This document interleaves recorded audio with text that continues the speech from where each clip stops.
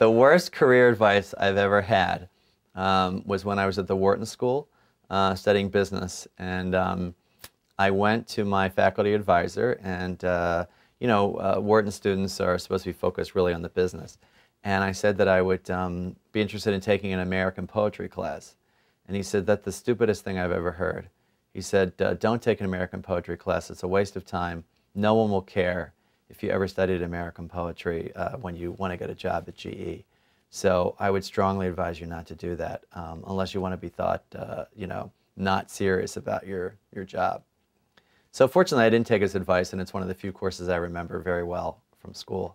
The best career advice I've ever gotten was from that psychologist who said, what would you do if you could do anything you wanted to do? I think that's a question I ask a lot of people, and it's very clarifying for people because frequently we have these expectations put on us by family, by friends, what you should do.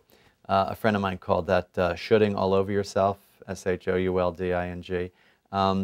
Rather than saying, what are my desires? What do I like? What gets me excited? And I tend to think that you will do better at things that you're really interested in because you're going to spend more time with it, you're going to read about it outside of work, and you'll be enthusiastic about it. So when I was at GE working in business, I realized that the people who were going to do well were the people who loved it. My friends would read the Wall Street Journal and say, "Oh, this is fascinating."